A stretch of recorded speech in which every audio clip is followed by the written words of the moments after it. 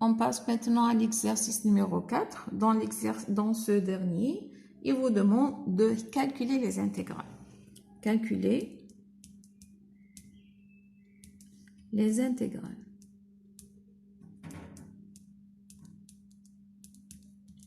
On a pour la première intégrale, I1 est égal à 0 plus l'infini, x à la puissance 3, multiplié par exponentielle moins x dx. Alors, on voit bien que c'est la fonction, c'est-à-dire on va utiliser la fonction gamma. Gamma de z, j'écris, on a vu ça dans l'exemple, ou bien l'exercice 1, la fonction gamma de z. On a gamma de z est égal à 0 plus l'infini, exponentielle moins t, t à la puissance z moins 1, dt. Maintenant, par identification, je vois que I1 est égal à 0 plus l'infini, exponentielle moins x. X, je peux le 3, je peux mettre 3 plus 1 moins 1, dx est égal à gamma de 4. Et gamma de 4, on a vu, sachant que dans l'exercice précédent, on a vu que gamma de 1 plus n est égal à n factoriel. Et je vous rappelle que n soit un nombre entier.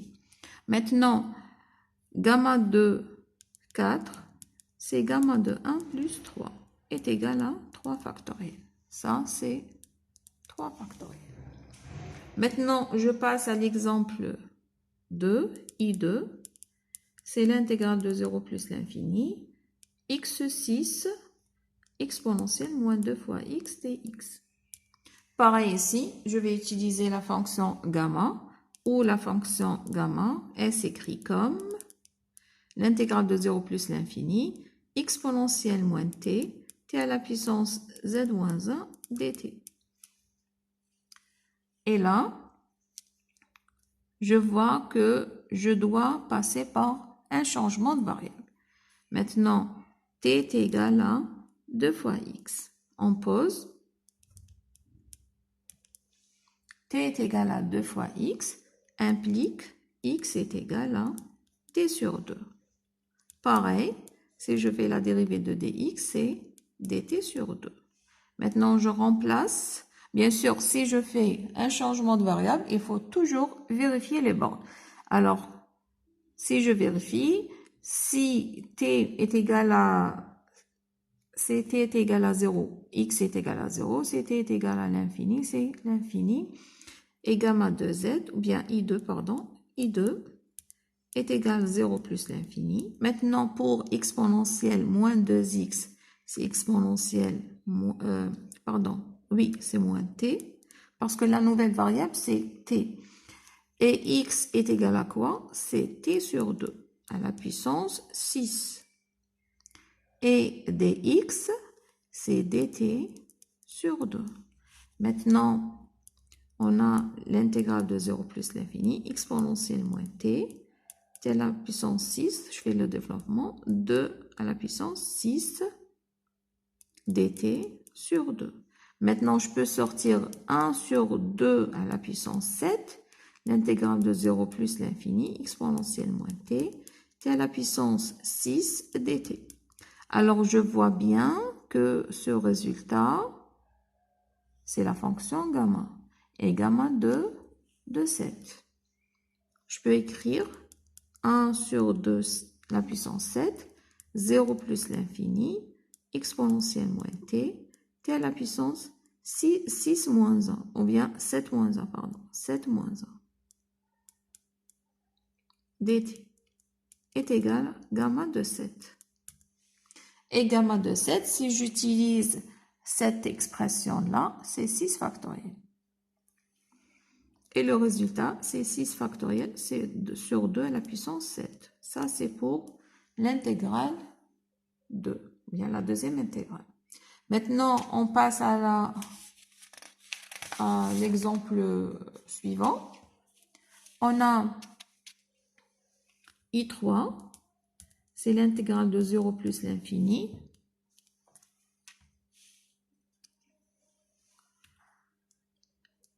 La racine de x multipliée par exponentielle moins x3 dx. Pareil, je vois bien que, c'est-à-dire je vais utiliser la fonction gamma. Et gamma de z, elle s'écrit comme 0 plus l'infini, exponentielle moins t, et t à la puissance z moins 1, dt. Et là, pareil, je vais utiliser un changement de variable. Alors, lequel? Alors, je pose, on pose. Alors là, c'est t est égal à x cube. Implique que x est égal à t puissance 1 tiers. Si je fais la dérivée de x, c'est 1 tiers. T à la puissance 1 tiers moins 1, c'est moins 2 tiers. dt. Maintenant, je remplace, et avant de remplacer, il faut toujours vérifier les bornes. Alors, pareil ici, n'oubliez pas que la nouvelle variable, c'est t. C'est-à-dire, quand x tend vers 0, t tend vers 0. Quand x tend vers l'infini, t tend vers l'infini. C'est-à-dire, les bornes, elles ne changent pas. C'est 0 plus l'infini, pardon, c'est I3. Maintenant, x, c'est quoi? C'est t à la puissance 1 tiers, le tout à la puissance 1 demi, multiplié par exponentielle moins t. Et dx, c'est 1 tiers, t à la puissance moins 2 tiers, dt. Ça, c'est un 2. Maintenant, je sors le 1 tiers en dehors de l'intégrale, c'est une constante. Il me reste exponentielle moins t. Je peux sommer les puissances. On a t, ça c'est 1 sixième, et ça c'est moins 2 tiers. dt, c'est 1 tiers, 0 plus l'infini, exponentielle moins t, et là c'est t à la puissance moins 1 demi dt. Alors 1 sixième moins 2 tiers, c'est moins 1 demi. Je peux écrire, je vois bien que ça c'est la fonction gamma, c'est 1 tiers, 0 plus l'infini, exponentielle moins t, t, je peux mettre moins 1 demi, plus 1, moins 1, dt. Et moins 1 demi plus 1 demi, c'est 1 demi, c'est-à-dire c'est la fonction gamma de 1 demi divisé par 3. Et gamma de 1 demi, sachant, on a vu gamma de 1 demi, c'est racine de pi. Et c'est-à-dire pour le résultat de l'intégrale I3, c'est racine de pi sur 3. On va faire la même chose pour l'exemple 4. I4, c'est l'intégrale de 0 plus l'infini, 3 moins 4 x carré dx. Maintenant, je peux écrire c'est-à-dire cette écriture sous la forme exponentielle ln de 3 moins 4 x carré dx. Là, j'ai utilisé exponentielle ln de x est égal à x. Maintenant, je peux même écrire 0 plus l'infini. Je ne sais pas, est-ce que vous voyez? 0 plus l'infini. Alors, je peux mettre exponentielle moins 4 ln de 3 x carré dx. Et là, je vais utiliser le changement de variable. Maintenant, je vais appeler t, c'est 4 ln de 3 x carré. Implique que x carré, c'est t divisé par 4 ln de 3. Et x, 1 sur 4 ln de 3 sous la racine, multiplié par t à la puissance 1/2. Maintenant, pour la dérivée de x, dx, ça c'est une constante. 1 sur racine de 4 ln de 3.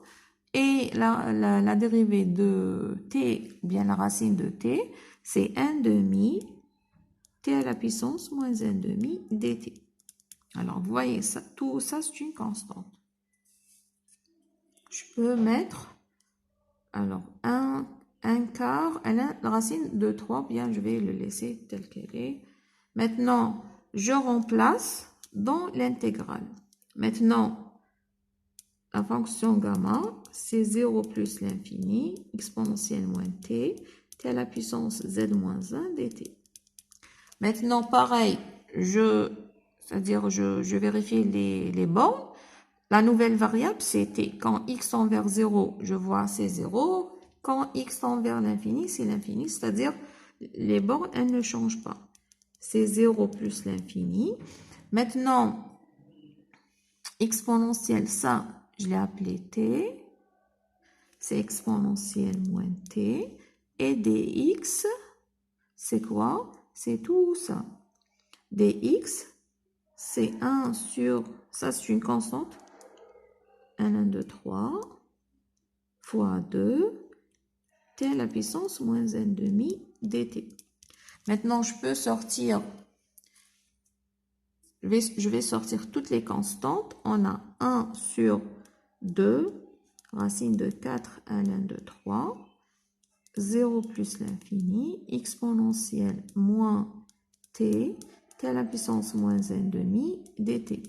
On a trouvé bien, c'est-à-dire le résultat, de l'exemple précédent. Voilà, celui-là. Alors, vous voyez, c'est gamma, c'est directement, c'est gamma de 1/2. Bien sûr, multiplié par la constante. 1 sur 4 ln de 3 sous la racine, gamma de 1/2. Et gamma de 1/2, c'est racine de pi. Racine de pi divisé par 4 ln de 3. Ou bien 1 quart, la racine de pi sur ln de 3, quand vous voulez. Et comme ça, on a terminé avec l'exercice, ou bien l'exemple 4. Et on se retrouve, Inch'Allah, dans l'exercice suivant.